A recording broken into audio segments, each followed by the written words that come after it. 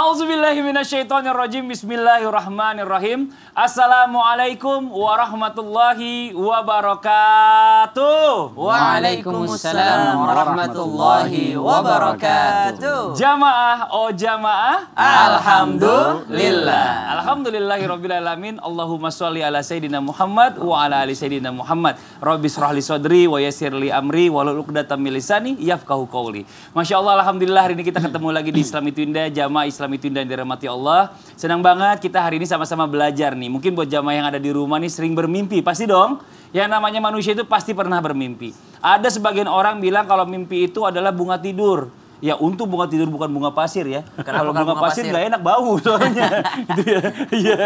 Tapi ada orang yang percaya, oh ini mimpi kayaknya bakal jadi kenyataan. Tapi sebagian orang bilang, ah itu cuma bunga tidur doang, nggak usah dipercaya. Betul. Hari ini kita bahas, mudah-mudahan bisa jadi pelajaran buat kita semuanya, jadi ibrah buat kita semuanya. Amin. Kita akan membahas tentang tema yang luar biasa. Temanya adalah mimpi bisa jadi kenyataan. Alhamdulillah. Masya Allah, luar biasa. Ustadz Bani mau izin nih sebelumnya nih.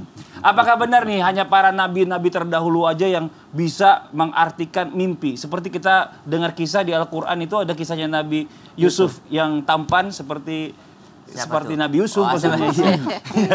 Ini kalau di kita ini nggak ada lagi yang dikasih sama Allah atau bagaimana ceritanya? Mohon izin penjelasannya. Tafadhol. Mohon izin guru kami, orang tua kami, Habib Nabil, Ustaz Syam, Mas Pali dan guru-guru kami dimanapun berada.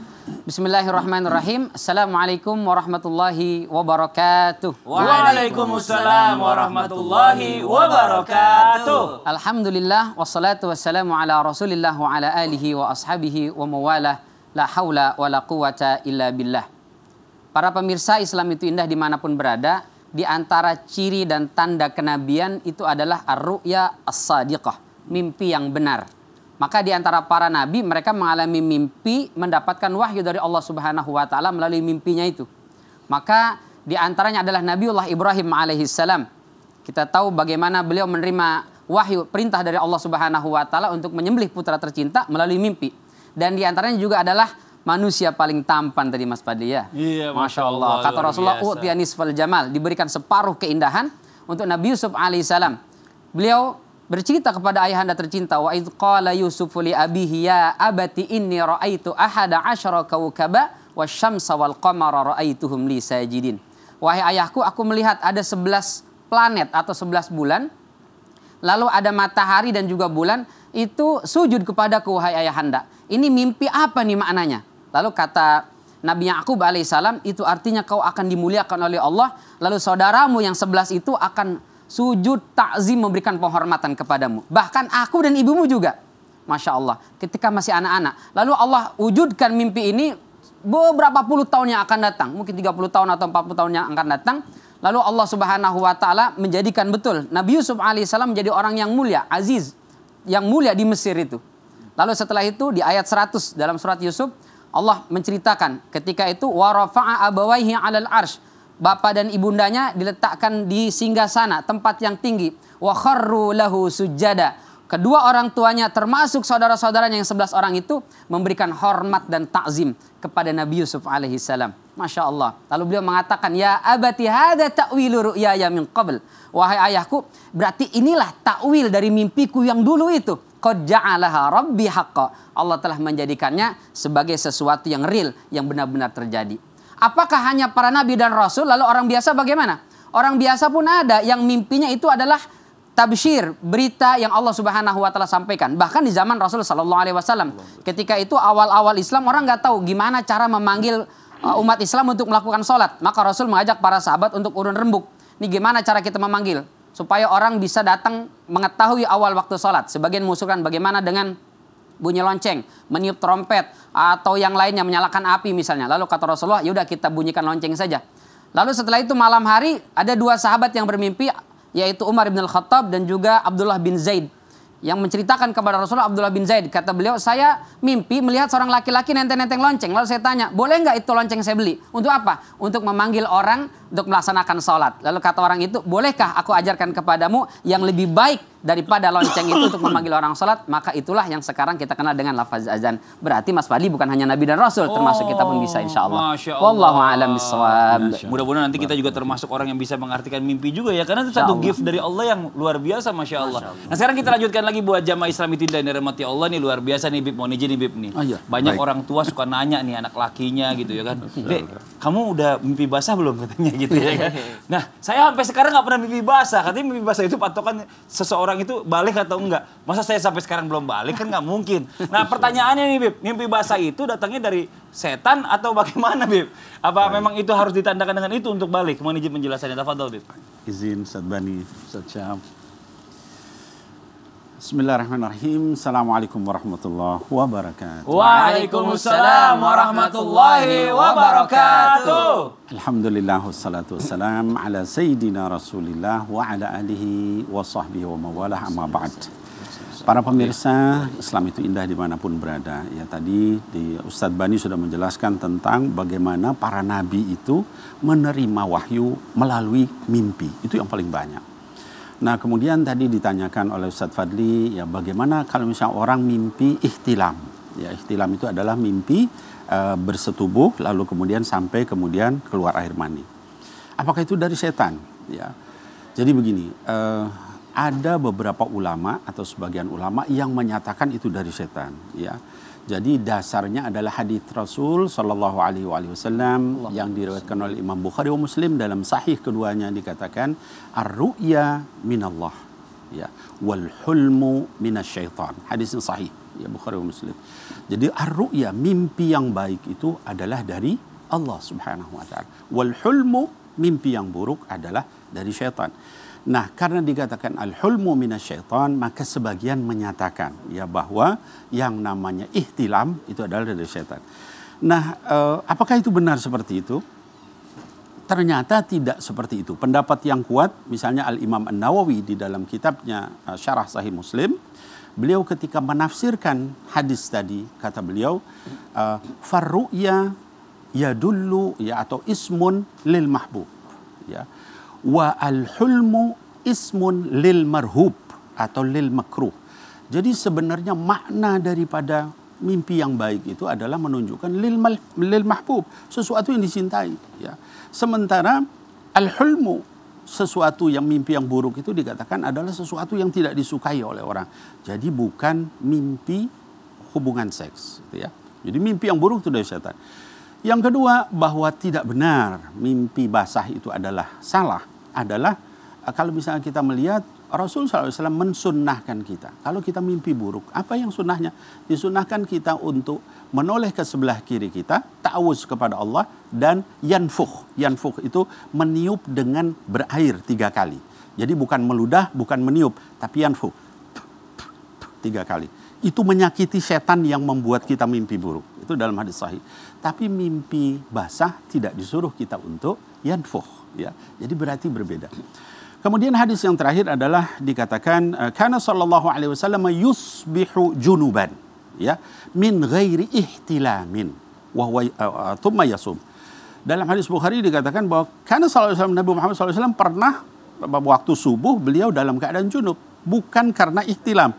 Nah, tadi dikatakan bukan hulum, ya, bukan hulmu tapi ihtilam. Jadi bedakan antara mimpi basah dengan mimpi buruk. Demikian, wallahu alam bishawab. Masya Allah. Jadi beda antara mimpi basah dengan mimpi Beda buruk. banget. Kalau mimpi basah itu sampai dapat tuh berarti rezeki kali ya.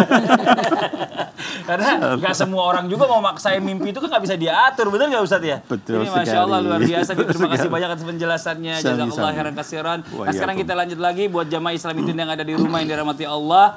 Pernah saya dengar satu kata-kata orang berkata sama saya, katanya kalau orang bertemu sama Rasulullah itu, nanti insya Allah katanya Ustaz Syam ya, di surga nanti bakalan ketemu sama Rasulullah. Orang bertemu di mimpi. Di mimpi. Kalau orang bertemu di mimpi sama Rasulullah itu, katanya nanti akan ketemu sama Rasulullah nanti di surga. Pertanyaannya, kita kan nggak pernah sama sekali ngeliat wajahnya Rasulullah. Ya, kita kan nggak tahu seperti apa persisnya mukanya Rasulullah. Apakah Rasulullahnya itu bilang saya Rasulullah. Tapi kalau seandainya nggak ada omongan, apakah jangan-jangan itu setan atau bagaimana mengaku-ngaku? Mohon izin penjelasannya. Tafadhol Ustaz Syam. Baik, bismillahirrahmanirrahim. Tabi guruku Habib Nabil, Ustaz Bani, Mas Fadli serta guru-guru kami yang dimuliakan Allah Subhanahu wa taala. Alhamdulillahirabbil alamin wassalatu wassalamu ala sayyidina Muhammadin wa ala alihi wa sahbihi ajma'in. Amma ba'd. Rabbi shrah li sadri wa yassir li amri wahlul 'uqdatam min lisani yafqahu qawli. Subhanaka la ilma lana illa ma 'allamtana innaka antal alimul hakim. Amin amin amin ya rabbal alamin. Allahumma salli ala Sayyidina Muhammad wa ala ali Sayyidina Muhammad. Bersalawat kita kepada baginda Nabi Muhammad sallallahu alaihi wasallam, maka Allah akan merahmati kita. Allah membalas salawat kita kepada baginda Nabi Muhammad sallallahu alaihi wasallam. Dan salah satu cita-cita kita sebagai orang yang mencintai baginda Nabi sallallahu alaihi wasallam adalah ingin bertemu dengan Rasulullah sallallahu alaihi wasallam. Lalu adakah cara untuk bertemu dengan baginda Nabi Muhammad sallallahu alaihi wasallam? Ada beberapa cara. Yang pertama, Nabi sallallahu alaihi wasallam menjamin siapa yang melihatku di dalam mimpinya, maka dia akan bertemu denganku dalam keadaan terjaga, subhanallah, dan setan tidak akan pernah bisa menyerupaiku.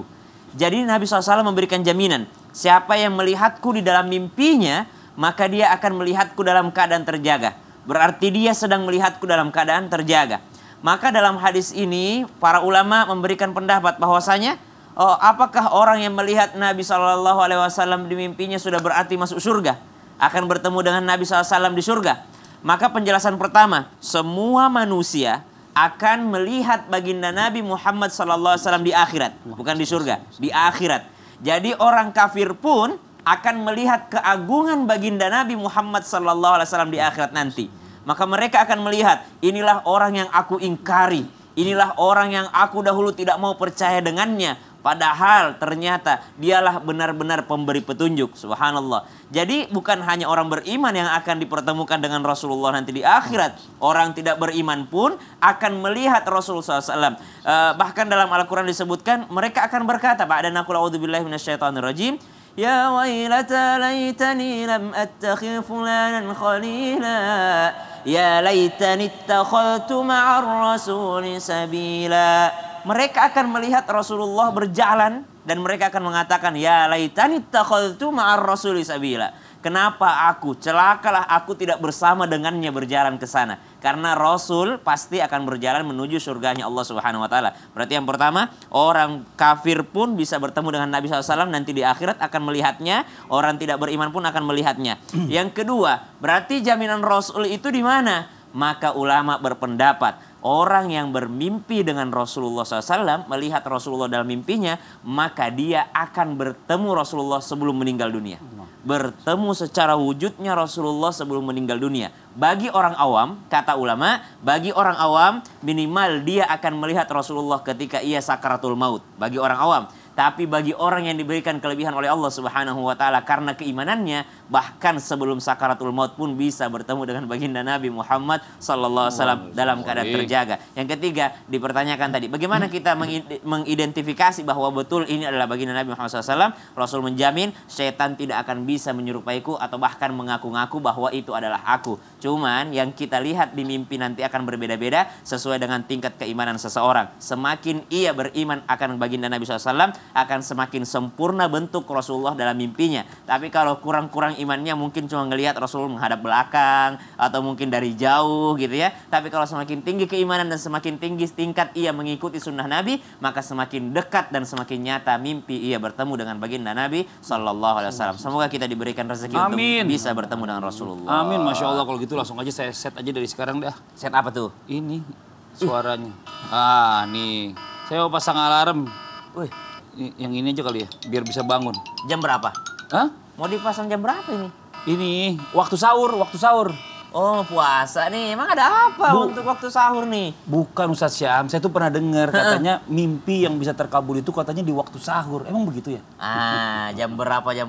Iya, jam berapa? Jadi mau tahu kapan waktunya? Betul. Jadi ada pendapat mengatakan bahwasanya waktu mimpi yang terbaik atau mimpi itu bisa jadi kenyataan atau itu adalah mimpi kabar baik dari Allah Subhanahu wa taala. Kita lanjutkan setelah yang berikut ini. Tetap di Islami Tindak. Jamaah, oh jamaah. Alhamdulillah. Saya nungguin ini.